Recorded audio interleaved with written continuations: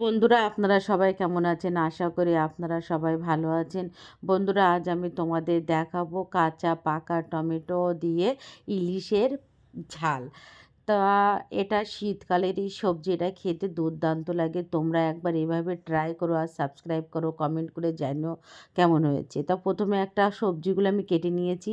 তারপরে একটা কড়াই বসিয়ে দিয়ে তাতে পরিমাণ মতো আমি সর্ষের তেল দিয়ে দিলাম। তোমরা চাইলেও সাদা তেলে করতে পারো, কিন্তু সর্ষের তেলে ইলিশ মাছটা সবচেয়ে বেস্ট হয় আর খেতে দুর্দান্ত লাগে। তো কড়ার মধ্যে পরিমাণ মতো তেল দিয়ে ওর ভিতরে একটু লবণ আর একটু হলুদ গুঁড়ো দিয়ে দিলাম। লবণ আর হলুদটা দেওয়ার কারণ হলো যে মাছগুলো যখন আমরা ভাজবো তখন ছিটকে তেলটা যেন গায়ে না লাগে, তার জন্য দেয়া হয়। এবার আমি একটু দিয়ে নাড়িয়ে নিলাম খুন্তির সাহায্যে, আর আমি মাছগুলো লবণ আর হলুদও মাখিয়ে নিলাম। তোমাদের আমি দেখিয়ে দিচ্ছি, দেখুন। তোমরা এভাবে অবশ্যই ট্রাই করো। দেখুন আমার মাছগুলো কিন্তু এই দেখুন লবণ হলুদ মাখিয়ে এবার আমি এক এক করে মাছগুলো গরম তেলের ভিতরে দিয়ে দিলাম। যখন মাছটা দেওয়ার সঙ্গে সঙ্গে কীভাবে তেলগুলো ফুটছিল, এতে গায়ে লাগার ভয় থাকে, এই জন্য লবণ হলুদটা দিয়ে দেবে। এবার মাছগুলো এক এক করে আমি সব দিয়ে দিয়ে এবার লাল লাল করে একটু ভেজে নেবো। ইলিশ মাছ বেশি ভাজার দরকার হয় না, কিন্তু আজ আমি একটু ইলিশ মাছটাই বেশি মানে লাল লাল করে একটু ভেজে নিয়েছি। সাধারণত আমি কাঁচা ইলিশেই রান্না করি, কিন্তু আজ একটু ভেজে নিয়েছি। এবার আমি মাছগুলো উল্টে দিলাম, উল্টে পাল্টে একটু লাল লাল করে ভেজে নেব। আর এটা দুপুরবেলা গরম ভাতের সঙ্গে সত্যি সত্যি খুব ভালো লাগে। তোমরা এভাবে একবার ট্রাই করো। আর গরমের সময় তো খুবই ভালো লাগে। এখন তো একটু ঠান্ডারই সবজি হয়, কাঁচা টমেটো, পাকা টমেটো। আর এখন সবজির টেস্টটাই কিন্তু আলাদা থাকে।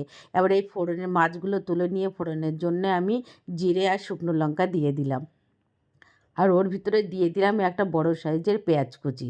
পেঁয়াজ কুচি একটা বড় সাইজের দিয়ে দিলাম, কেন পেঁয়াজটা একটু বেশি দিবে, কাঁচা টমেটোর সঙ্গে পেঁয়াজ কুচিটাই বেশি ভালো লাগে। আর আমি এখানে দিলাম 5টা থেকে 6টা চেরা কাঁচা লঙ্কা। এটা লঙ্কাটা একটু বেশি যাবে, একটু ঝাল ঝাল হবে। আর দিয়ে দিলাম 1 চামচ আদা আর রসুন বাটা।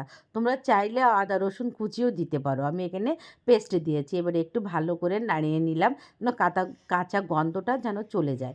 এরপরে আমি টুকরো করে আলু কেটে রেখেছিলাম লম্বা লম্বা করে। তোমরা চাইলে তোমাদের শেপ হিসেবে নিতে পারো। তো আমি এখানে লম্বা করে কেটে রেখেছিলাম, দিয়ে দিলাম। দিয়ে নাড়িয়ে একটু দিয়ে দিলাম লবণ, লঙ্কা গুঁড়ো, জিরে গুঁড়ো, ধনিয়া গুঁড়ো আর লাস্টে দিয়ে দিলাম হলুদ গুঁড়ো। এবার সমস্ত মশলার সাথে এগুলো একটু আমি কষিয়ে নেব। আমি এক্ষুনি কিন্তু জল ইউজ করছি না। দেখো আগে পুরো ভিডিওটা দেখলে তোমরা বুঝতে পারবে আমি কিভাবে রান্নাটা করছি। তোমরা তো সবাই রান্না করো, কিন্তু এভাবে একবার ট্রাই করো, দুর্দান্ত লাগবে। আর আমি এখানে কাঁচা টমেটোগুলো দিয়ে দিলাম, কারণ কাঁচা টমেটো তো একটু সিদ্ধ হতে দেরি হয়। ওই জন্য কাঁচা টমেটো প্রথমে দিয়ে একটু আলুর সাথে একটু কষিয়ে নিলাম। নিয়ে এর ভিতরে আমি যে পাকা টমেটো রেখেছিলাম সেটাও এর ভিতরে আমি দিয়ে দিলাম। দেখুন কাঁচা পাকা টমেটো দেখতেও দুর্দান্ত লাগে আর খেতেও দুর্দান্ত হয়। আর কাঁচা টমেটো একটু সিদ্ধ হতে দেরি হয় বলে এই জন্য আগে দেওয়া হয়েছে, আর পাকা টমেটোটা সঙ্গে সঙ্গে সিদ্ধ হয়ে যায়। একটু ওই জন্য লাস্টে দিয়ে একটু কষিয়ে নিয়ে এখানে আমি গরম জল দিয়ে দিলাম।